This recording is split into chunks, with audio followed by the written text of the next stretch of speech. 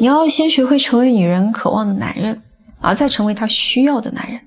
如果说你把这个顺序给搞反了，那不好意思啊，他自然就会慢慢的对你冷淡，甚至还会因为一些鸡毛蒜皮的小事就跟你大闹天宫。你想想，明明你的收入是这个女生的10倍100倍啊，你的影响力呢也是远远高于她的，但是你却被她影响的辗转反侧，睡不着觉，甚至你第二天工作也是不在状态的，就是因为你把顺序搞反了。你先满足了他的需要，而不是他的渴望。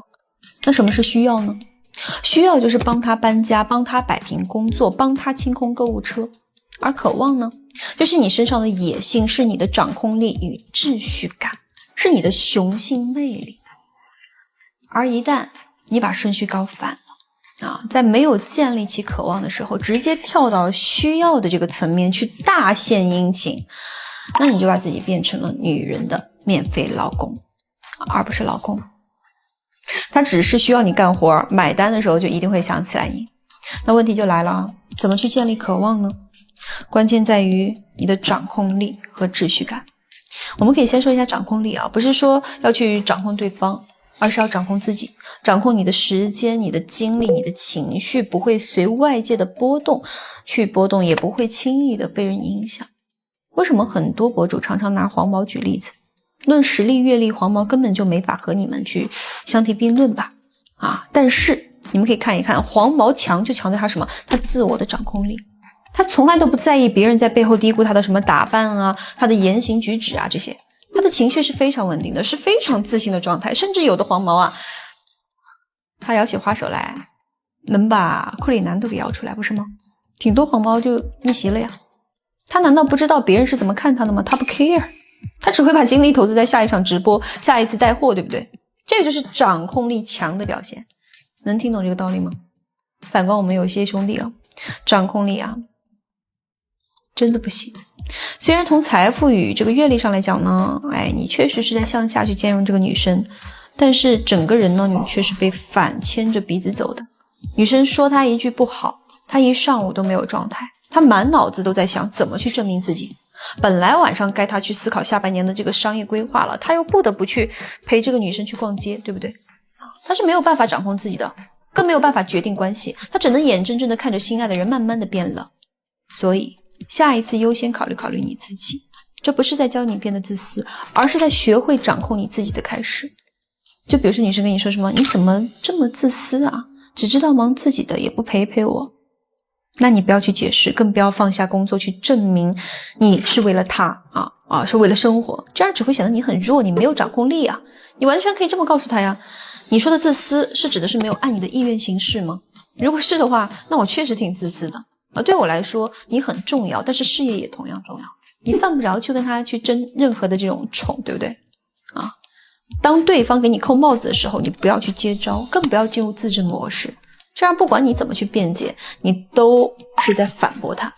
你们俩之间就只会有无尽的争吵你要学会直接拆他的招，把他从受害者角色给他拉出来，告诉他你的态度是什么，那他自然而然就会好好的听你讲话了。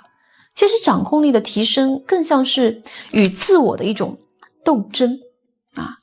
你心态稳不稳得住，表达力度如何去把握，这些才是关键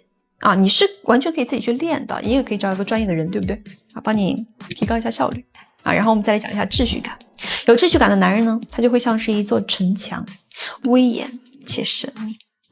城门什么时候开什么时候关有规矩的，不是说你想进来就进来的。而没有秩序的男人呢，他就像是一间没有门的客厅，谁来了都能在那个沙发上躺一躺，就是他还得去给别人这个端茶倒水什么的。那秩序感其实说白了，就是在你的世界里面得按你的规矩来就比如说这个事业做到一定程度的兄弟呢，社交应酬是免不了的。那女生天天看你往外跑，心里面肯定是不爽的，对不对？她没有安全感但是她又没有办法直白的跟你说那她就会问你什么，那个饭局非去不可吗你就不能少喝点吗那没有秩序感的男人往往就会回什么，对不起宝贝我也没有办法，客户非要约不喝不行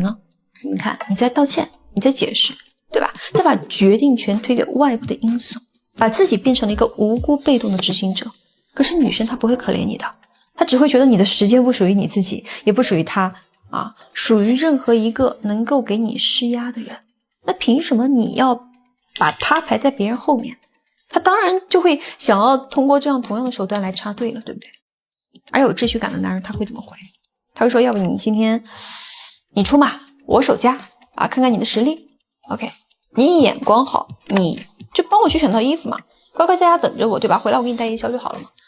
记住，秩序感不是让你去故意去讲一些什么这种冷冰冰的话，或者是强行立什么规矩，而是不被对方的负面情绪拖入泥潭，在面对质疑和对抗的时候，用最轻松的态度去告诉他，乖，这件事儿呢我得做，而且是必须做，我的节奏是不会变的，你只需要在我的节奏里找好属于自己的角色就行了。